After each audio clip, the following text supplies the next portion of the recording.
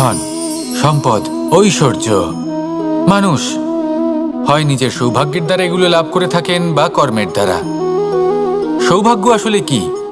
গ্রহের দশা যা প্রত্যেক মুহূর্তে বদলাতে থাকে। কর্মের মাধ্যমে যখন আপনি ধন অর্জন করেন, তখন সেই ধন আপনার আগামী প্রজন্ম লাভ করে। সেটা হয় সে ভোগ করে বা তার জন্য তার ভোগান্তি হয়। আর এটা নির্ভর করছে আপনার কর্মের ওপরে। কি কর্ম করেছেন আপনি সেই ধনকে লাভ করার জন্য?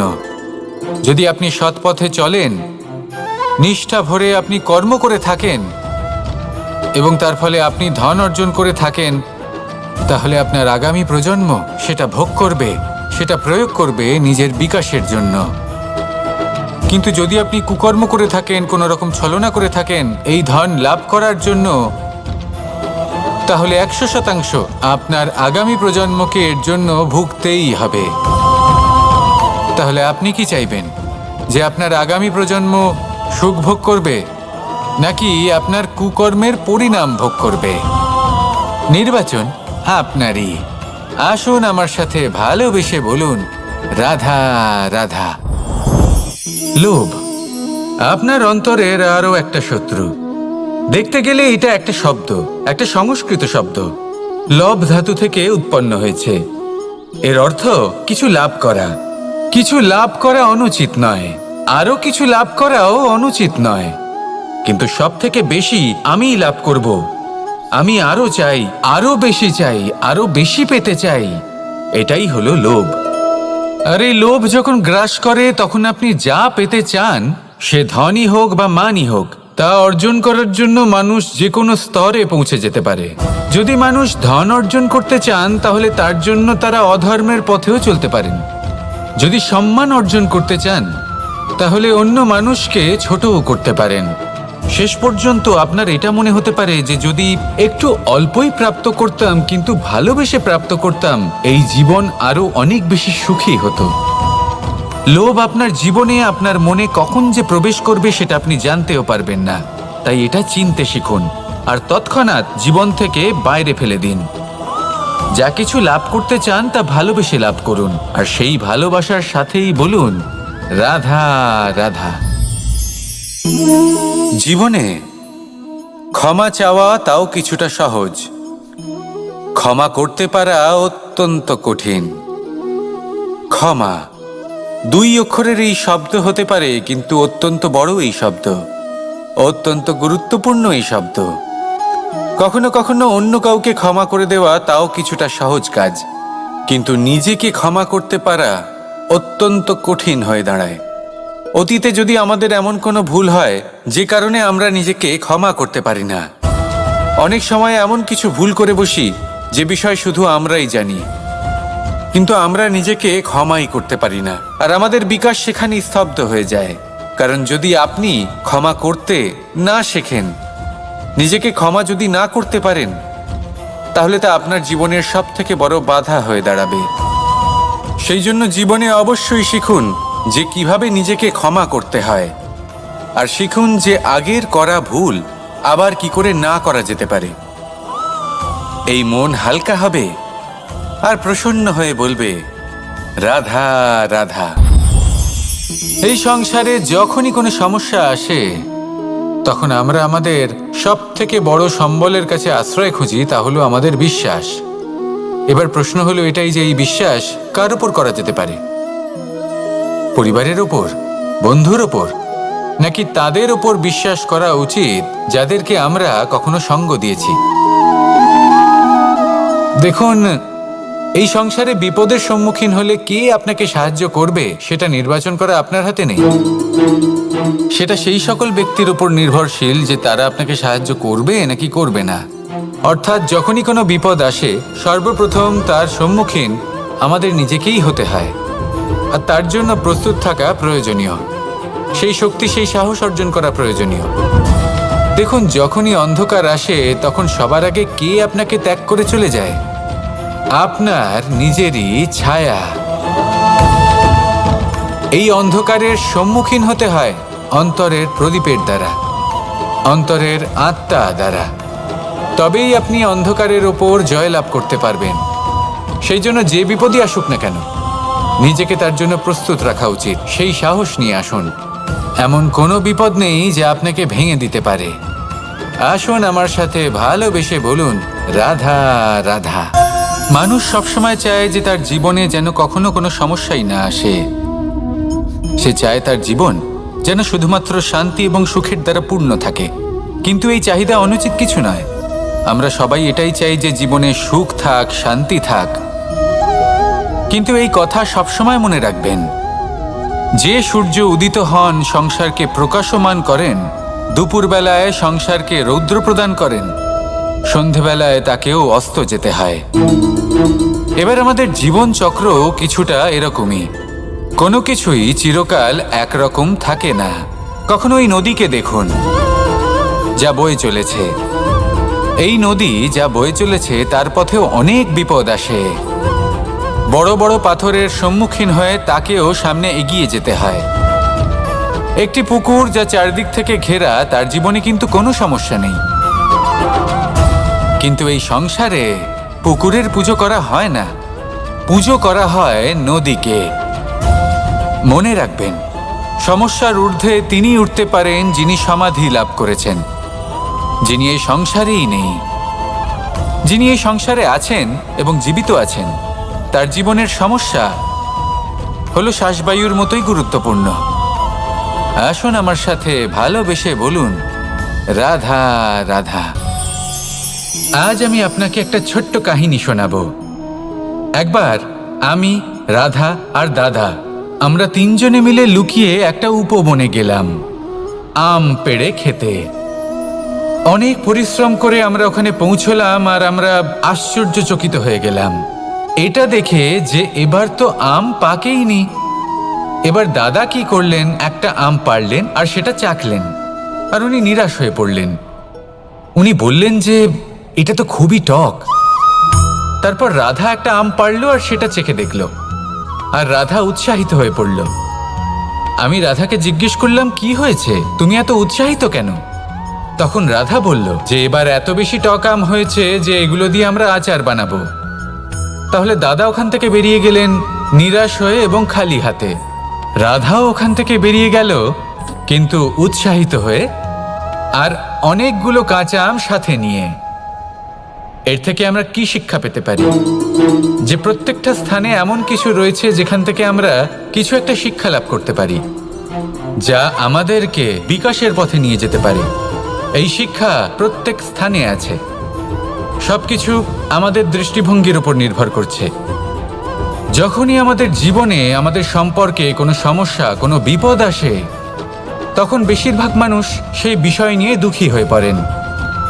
আর কিছু মানুষ এমনও থাকেন যারা শেষ পর্যন্ত তার সমাধান করেন, বিপদকে পরাজিত করেন, সম্পর্কগুলিকে আবার জুড়ে দেন। যদি আপনি সুখের খোঁজ করেন তাহলে আপনি সুখ অবশ্যই পাবেন, প্রসন্নতা অবশ্যই পাবেন। যদি আপনি দুঃখ খোঁজেন তাহলে দুঃখ অবশ্যই পাবেন। এবার আপনি কি খুঁজতে চান, সেই চয়ন আপনারই।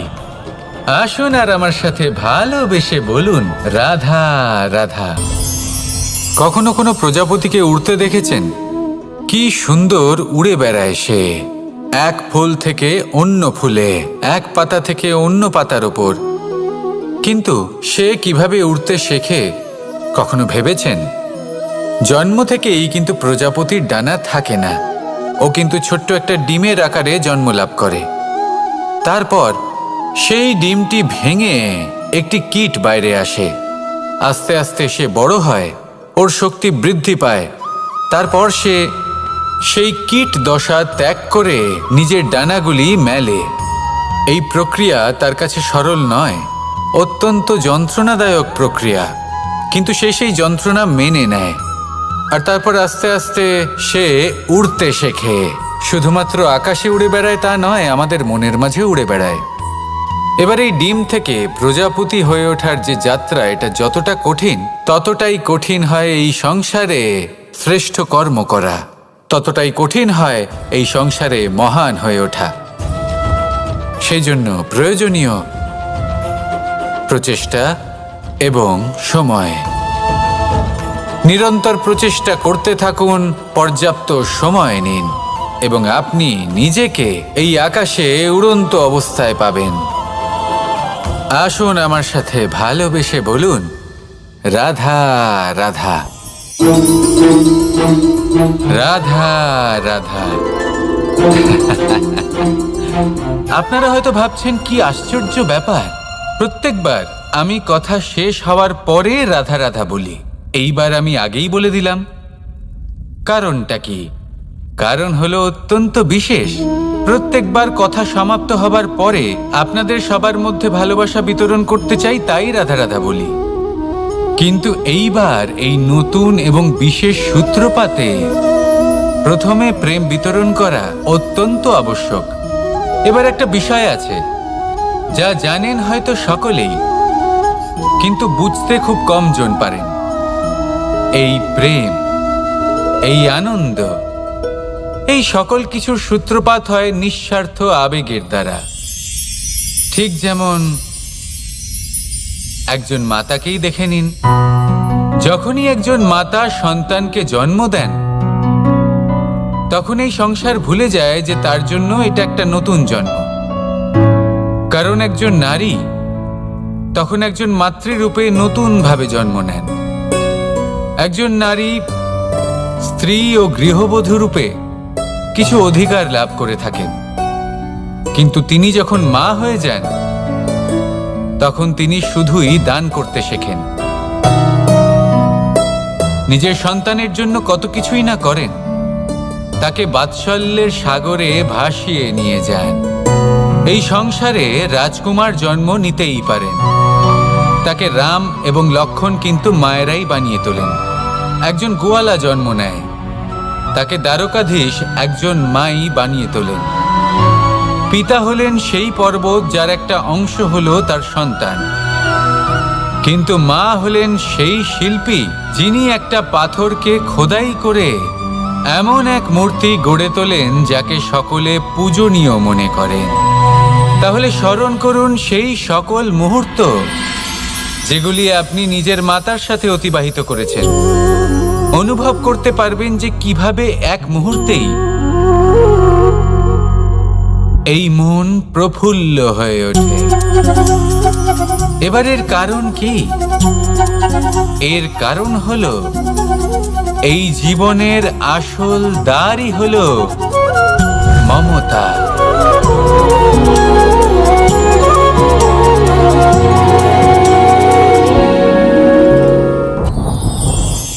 যত শক্তিশালী এই মন, তত শক্তিশালী এই শরীরও।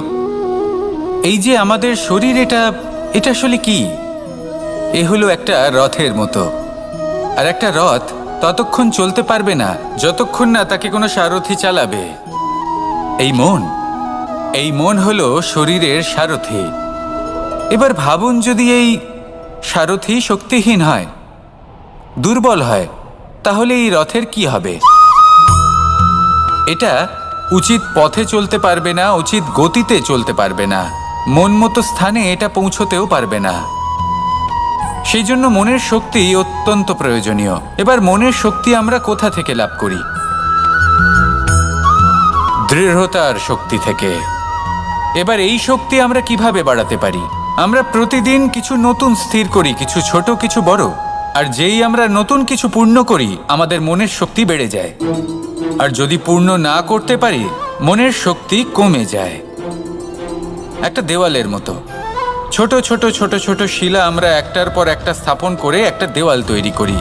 এতগুলো পাথর যখন একত্রিত হয়ে যায়, তখন এমন এক দেওয়াল তৈরি হয় যাকে ভাঙা প্রায় অসম্ভব হয়ে দাঁড়ায়।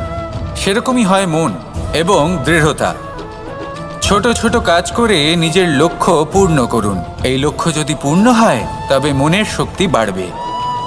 কিছুটা এইভাবে যে যত বড়ই বিপদ আসুক না কেন, সেই বিপদ নিজে হার মেনে নেবে, কিন্তু আপনার মন ততটাই শক্তিশালী থাকবে।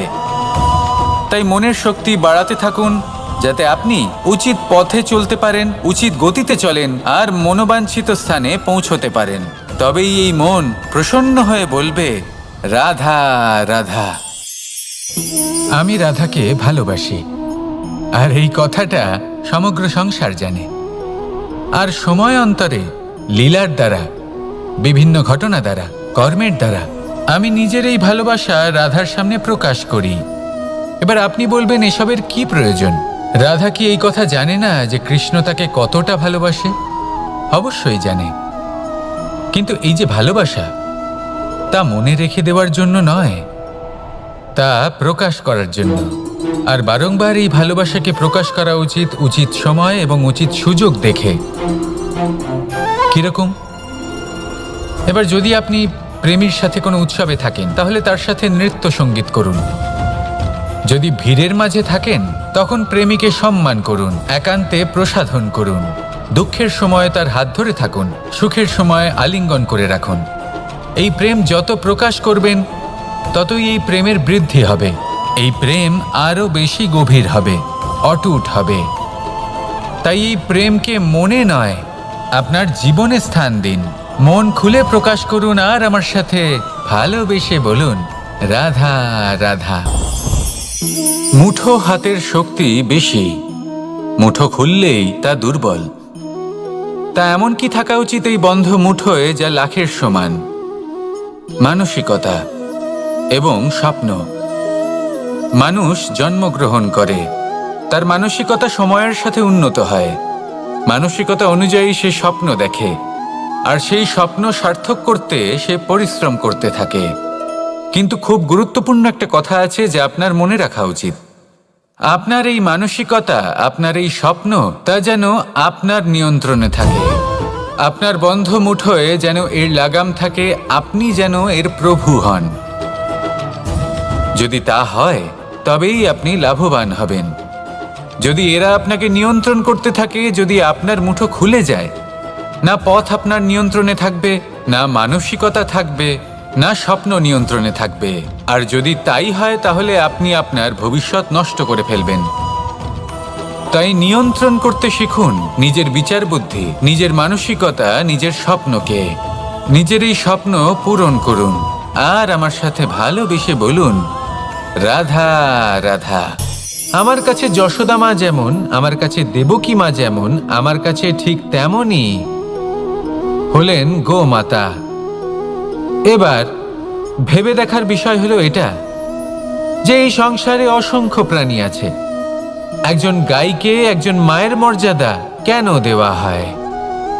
তাহলে এর অনেকগুলো কারণ আছে। এই গাই অর্থাৎ গোমাতা, এনারা হলেন অত্যন্ত শান্ত, শান্তিপ্রিয়, কখনো কারোর কোনো ক্ষতি করতেই পারেন না। গোমাতা যে দুধ নিজের বাছুরকে পান করান, সেই দুধই আমাদেরও দেন। সেই দুধ পান করে আমরা শক্তি লাভ করি। এই দুধ থেকে আমরা মাখন, ঘি, পায়েস, এইসব সুস্বাদু খাবার লাভ করি। গোমাতার গোবর আমাদের জ্বালানি হিসেবে সাহায্য করে, যার ফলে খুব কম সংখ্যক কাঠ ব্যবহার করা যায় এবং বেশিরভাগ জঙ্গল সুরক্ষিত থাকে। গোমাতার গোমূত্র, সেটাও আমাদের কাছে লাভজনক। এর দ্বারা আমরা অনেক রোগ থেকে মুক্তি লাভ করতে পারি। গোমাতা যখন একটি বাছুরকে জন্ম দেন, তখন সেই বড় হয়ে আমাদের ক্ষেত কর্ষণ করে। সেই জন্য গাইকেও জীবনে মায়ের মর্যাদা দেবেন। যতটা সম্ভব তাকে সেবা করুন এবং ভালোবেসে তাকে পালন করুন। এই মন নিজে থেকেই প্রসন্ন হয়ে বলবে, রাধা রাধা। কনক, কি সুন্দর একটা শব্দ। এর অনেকগুলো রূপ রয়েছে, অনেকগুলো অর্থও রয়েছে। প্রথম অর্থ হলো স্বর্ণ, অর্থাৎ সম্পত্তি। দ্বিতীয় অর্থ ধুতুরা, অর্থাৎ গাছের ছোট একটা বীজ, যা কিনা অত্যন্ত শক্তিশালী হয়। যদি বেশি মাত্রায় এর প্রয়োগ করা হয়, তাহলে এটা বিষময় হয়ে উঠতে পারে। এই হলো সেই ধুতুরা যার প্রয়োগ মহাদেবের পুজোতে করা হয়। এবার প্রশ্ন হলো এটাই যে এই স্বর্ণ এবং এই ধুতুরার মধ্যে মিল কি রয়েছে? মিল হলো এটাই যে এই দুটোই মানুষকে মত্ত করে তোলে। ধুতুরা মানুষকে তখন মত্ত করে যখন তাকে সেবন করা হয়, কিন্তু স্বর্ণ, ধন, সম্পত্তি মানুষ এটা যতটাই অর্জন করে নেয় সেটাই যথেষ্ট। এই স্বর্ণ মানুষের ভাবনা চিন্তা করার ক্ষমতাকে বশ করে ফেলে। মানুষ সম্পত্তির লোভে মত্ত হয়ে ওঠে, কারণ যে যত চমৎকারী, যতটা অমূল্য হয়, তাকে সামলানো কিন্তু ততটাই কঠিন, তাই না?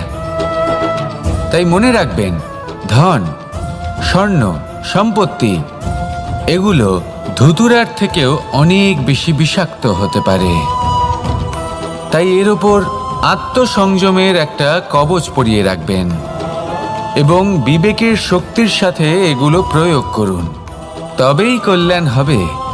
আসুন আমার সাথে ভালোবেসে বলুন, রাধা রাধা। বাহ, পুষ্পের সুবাস আমার খুব ভালো লাগে। অত্যন্ত সুন্দর হয় এই পুষ্প। এইভাবে চারিদিকে পুষ্প দেখে মন আনন্দিত হয়ে ওঠে। এবার আপনারা ভেবে দেখুন, আমার চারিদিকে পুষ্প নয়, আগুন আছে। তাহলে কি হবে? আমার শরীর কি জ্বলে যাবে না? অবশ্যই জ্বলবে। শরীরকে কি আগুনের তাপ সহ্য করতে হবে না? অবশ্যই সহ্য করতে হবে। এটাই হলো প্রকৃতির নিয়ম। এই নিয়ম কিন্তু আমরা সবাই জানি, কিন্তু আমাদের মধ্যে বেশিরভাগ মানুষ এই বিভ্রান্তি নিয়ে বাঁচি যে এই যে প্রকৃতির নিয়ম, তা আমার ওপর প্রযোজ্য নয়। তা কিন্তু নয়। আমাদের চতুর্দিকে এই যে নিসর্গ রয়েছে, আমরা তার কতটা ক্ষতি করি সেটা একবার ভেবে দেখুন। আমরা বনাঞ্চল জ্বালিয়ে দিই, বায়ু দূষিত করি, জল দূষিত করি, প্রাণীদের হত্যা আমরা করি। কেন?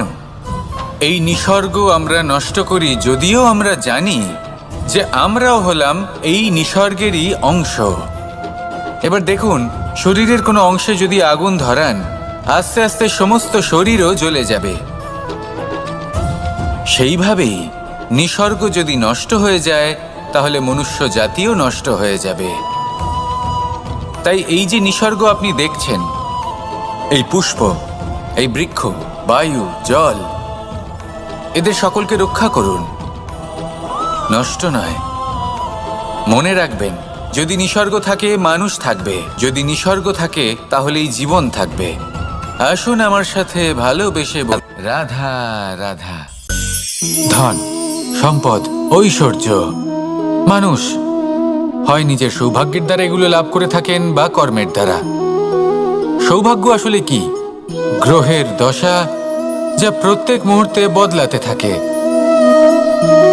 কর্মের মাধ্যমে যখন আপনি ধন অর্জন করেন, তখন সেই ধন আপনার আগামী প্রজন্ম লাভ করে। সেটা হয় সে ভোগ করে বা তার জন্য তার ভোগান্তি হয়। আর এটা নির্ভর করছে আপনার কর্মের ওপরে। কি কর্ম করেছেন আপনি সেই ধনকে লাভ করার জন্য? যদি আপনি সৎ পথে চলেন, নিষ্ঠা ভরে আপনি কর্ম করে থাকেন এবং তার ফলে আপনি ধন অর্জন করে থাকেন, তাহলে আপনার আগামী প্রজন্ম সেটা ভোগ করবে, সেটা প্রয়োগ করবে নিজের বিকাশের জন্য। কিন্তু যদি আপনি কুকর্ম করে থাকেন, কোনো রকম ছলনা করে থাকেন এই ধন লাভ করার জন্য, তাহলে 100% আপনার আগামী প্রজন্মকে এর জন্য ভুগতেই হবে। তাহলে আপনি কি চাইবেন?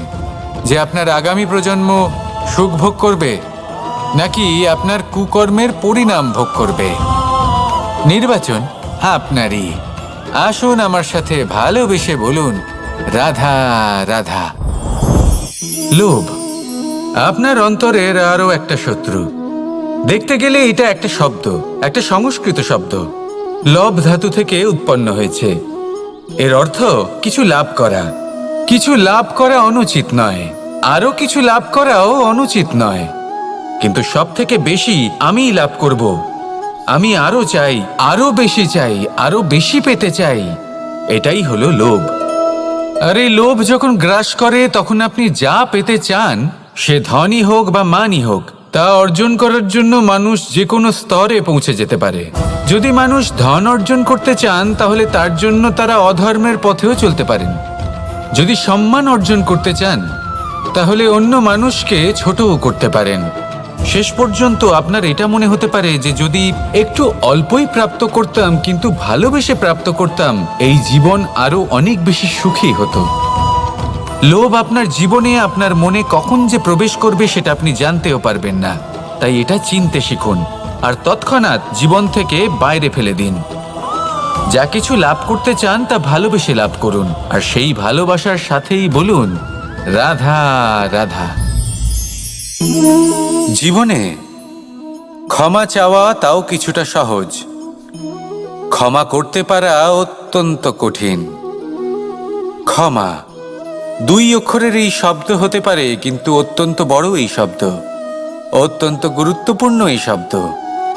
কখনো কখনো অন্য কাউকে ক্ষমা করে দেওয়া তাও কিছুটা সহজ কাজ, কিন্তু নিজেকে ক্ষমা করতে পারা অত্যন্ত কঠিন হয়ে দাঁড়ায়। অতীতে যদি আমাদের এমন কোনো ভুল হয় যে কারণে আমরা নিজেকে ক্ষমা করতে পারি না, অনেক সময় এমন কিছু ভুল করে বসি যে বিষয় শুধু আমরাই জানি, কিন্তু আমরা নিজেকে ক্ষমাই করতে পারি না, আর আমাদের বিকাশ সেখানেই স্তব্ধ হয়ে যায়। কারণ যদি আপনি ক্ষমা করতে না শেখেন, নিজেকে ক্ষমা যদি না করতে পারেন, তাহলে তা আপনার জীবনের সবথেকে বড় বাধা হয়ে দাঁড়াবে। সেই জন্য জীবনে অবশ্যই শিখুন যে কিভাবে নিজেকে ক্ষমা করতে হয়, আর শিখুন যে আগের করা ভুল আবার কি করে না করা যেতে পারে। এই মন হালকা হবে আর প্রসন্ন হয়ে বলবে রাধা রাধা। এই সংসারে যখনই কোনো সমস্যা আসে তখন আমরা আমাদের সব থেকে বড় সম্বলের কাছে আশ্রয় খুঁজি, তা হলো আমাদের বিশ্বাস। এবার প্রশ্ন হলো এটাই যে এই বিশ্বাস কার উপর করা যেতে পারে? পরিবারের ওপর, বন্ধুর ওপর, নাকি তাদের ওপর বিশ্বাস করা উচিত যাদেরকে আমরা কখনো সঙ্গ দিয়েছি? দেখুন, এই সংসারে বিপদের সম্মুখীন হলে কে আপনাকে সাহায্য করবে সেটা নির্বাচন করা আপনার হাতে নেই। সেটা সেই সকল ব্যক্তির উপর নির্ভরশীল যে তারা আপনাকে সাহায্য করবে নাকি করবে না। অর্থাৎ যখনই কোনো বিপদ আসে সর্বপ্রথম তার সম্মুখীন আমাদের নিজেকেই হতে হয়, আর তার জন্য প্রস্তুত থাকা প্রয়োজনীয়, সেই শক্তি সেই সাহস অর্জন করা প্রয়োজনীয়। দেখুন, যখনই অন্ধকার আসে তখন সবার আগে কে আপনাকে ত্যাগ করে চলে যায়? আপনার নিজেরই ছায়া।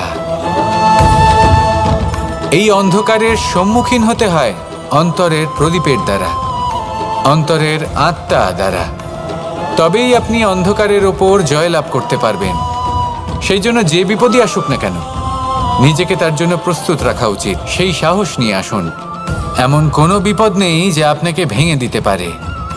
আসুন আমার সাথে ভালোবেসে বলুন রাধা রাধা। মানুষ সবসময় চায় যে তার জীবনে যেন কখনো কোনো সমস্যাই না আসে। সে চায় তার জীবন যেন শুধুমাত্র শান্তি এবং সুখের দ্বারা পূর্ণ থাকে। কিন্তু এই চাহিদা অনুচিত কিছু নয়। আমরা সবাই এটাই চাই যে জীবনে সুখ থাক, শান্তি থাক।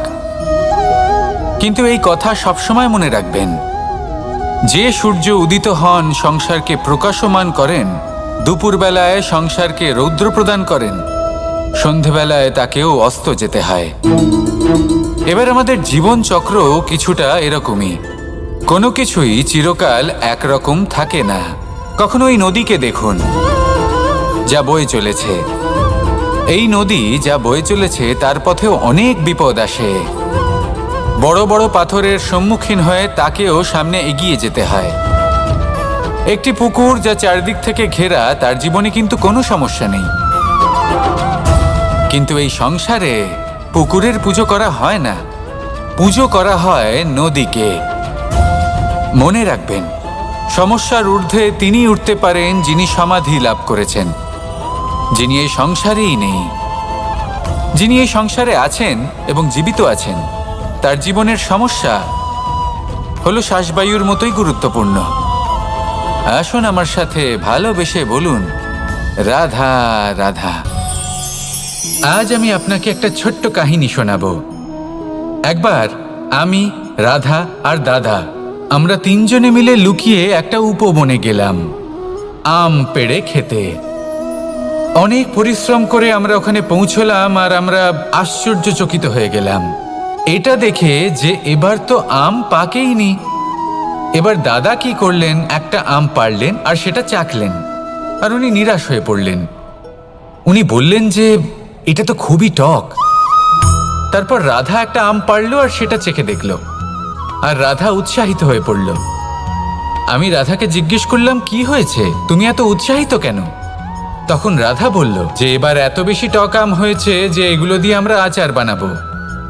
তাহলে দাদা ওখান থেকে বেরিয়ে গেলেন নিরাশ হয়ে এবং খালি হাতে। রাধাও ওখান থেকে বেরিয়ে গেল কিন্তু উৎসাহিত হয়ে, আর অনেকগুলো কাঁচা আম সাথে নিয়ে। এর থেকে আমরা কি শিক্ষা পেতে পারি? যে প্রত্যেকটা স্থানে এমন কিছু রয়েছে যেখান থেকে আমরা কিছু একটা শিক্ষা লাভ করতে পারি, যা আমাদেরকে বিকাশের পথে নিয়ে যেতে পারে। এই শিক্ষা প্রত্যেক স্থানে আছে। সবকিছু আমাদের দৃষ্টিভঙ্গির উপর নির্ভর করছে। যখনই আমাদের জীবনে আমাদের সম্পর্কে কোনো সমস্যা, কোনো বিপদ আসে, তখন বেশিরভাগ মানুষ সেই বিষয় নিয়ে দুঃখী হয়ে পড়েন। আর কিছু মানুষ এমনও থাকেন যারা শেষ পর্যন্ত তার সমাধান করেন, বিপদকে পরাজিত করেন, সম্পর্কগুলিকে আবার জুড়ে দেন। যদি আপনি সুখের খোঁজ করেন তাহলে আপনি সুখ অবশ্যই পাবেন, প্রসন্নতা অবশ্যই পাবেন। যদি আপনি দুঃখ খোঁজেন তাহলে দুঃখ অবশ্যই পাবেন। এবার আপনি কি খুঁজতে চান সেই চয়ন আপনারই। আসুন আর আমার সাথে ভালোবেসে বলুন, রাধা রাধা। কখনো কোনো প্রজাপতিকে উড়তে দেখেছেন? কি সুন্দর উড়ে বেড়ায় সে, এক ফুল থেকে অন্য ফুলে, এক পাতা থেকে অন্য পাতার ওপর। কিন্তু সে কিভাবে উড়তে শেখে কখনো ভেবেছেন? জন্ম থেকেই কিন্তু প্রজাপতির ডানা থাকে না।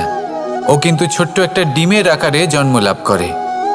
তারপর সেই ডিমটি ভেঙে একটি কীট বাইরে আসে। আস্তে আস্তে সে বড় হয়, ওর শক্তি বৃদ্ধি পায়। তারপর সে সেই কীট দশা ত্যাগ করে নিজের ডানাগুলি মেলে। এই প্রক্রিয়া তার কাছে সরল নয়, অত্যন্ত যন্ত্রণাদায়ক প্রক্রিয়া, কিন্তু সে সেই যন্ত্রণা মেনে নেয়। আর তারপর আস্তে আস্তে সে উড়তে শেখে। শুধুমাত্র আকাশে উড়ে বেড়ায় তা নয়, আমাদের মনের মাঝে উড়ে বেড়ায়। এবার এই ডিম থেকে প্রজাপতি হয়ে ওঠার যে যাত্রা, এটা যতটা কঠিন, ততটাই কঠিন হয় এই সংসারে শ্রেষ্ঠ কর্ম করা, ততটাই কঠিন হয় এই সংসারে মহান হয়ে ওঠা। সেই জন্য প্রয়োজনীয় প্রচেষ্টা এবং সময়। নিরন্তর প্রচেষ্টা করতে থাকুন, পর্যাপ্ত সময় নিন, এবং আপনি নিজেকে এই আকাশে উড়ন্ত অবস্থায় পাবেন। আসুন আমার সাথে ভালোবেসে বলুন, রাধা রাধা, রাধা রাধা। আপনারা হয়তো ভাবছেন কি আশ্চর্য ব্যাপার, প্রত্যেকবার আমি কথা শেষ হওয়ার পরে রাধা রাধা বলি। এইবার আমি আগেই বলে দিলাম। কারণটা কি? কারণ হলো অত্যন্ত বিশেষ। প্রত্যেকবার কথা সমাপ্ত হবার পরে আপনাদের সবার মধ্যে ভালোবাসা বিতরণ করতে চাই, তাই রাধা রাধা বলি। কিন্তু এইবার এই নতুন এবং বিশেষ সূত্রপাতে প্রথমে প্রেম বিতরণ করা অত্যন্ত আবশ্যক।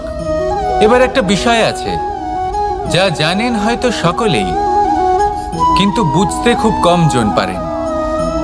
এই প্রেম, এই আনন্দ, এই সকল কিছুর সূত্রপাত হয় নিঃস্বার্থ আবেগের দ্বারা। ঠিক যেমন একজন মাতাকেই দেখে নিন। যখনই একজন মাতা সন্তানকে জন্ম দেন, তখন এই সংসার ভুলে যায় যে তার জন্য এটা একটা নতুন জন্ম। কারণ একজন নারী তখন একজন মাতৃরূপে নতুনভাবে জন্ম নেন। একজন নারী স্ত্রী ও গৃহবধূ রূপে কিছু অধিকার লাভ করে থাকেন, কিন্তু তিনি যখন মা হয়ে যান তখন তিনি শুধুই দান করতে শেখেন। নিজের সন্তানের জন্য কত কিছুই না করেন, তাকে বাৎসল্যের সাগরে ভাসিয়ে নিয়ে যান। এই সংসারে রাজকুমার জন্ম নিতেই পারেন, তাকে রাম এবং লক্ষণ কিন্তু মায়েরাই বানিয়ে তোলেন। একজন গোয়ালা জন্ম নেয়, তাকে দ্বারকাধীশ একজন মাই বানিয়ে তোলেন। পিতা হলেন সেই পর্বত যার একটা অংশ হলো তার সন্তান, কিন্তু মা হলেন সেই শিল্পী যিনি একটা পাথরকে খোদাই করে এমন এক মূর্তি গড়ে তোলেন যাকে সকলে পূজনীয় মনে করেন। তাহলে স্মরণ করুন সেই সকল মুহূর্ত যেগুলি আপনি নিজের মাতার সাথে অতিবাহিত করেছেন। অনুভব করতে পারবেন যে কিভাবে এক মুহূর্তেই এই মন প্রফুল্ল হয়ে ওঠে। এবারের কারণ কি? এর কারণ হলো এই জীবনের আসল দ্বারই হলো মমতা।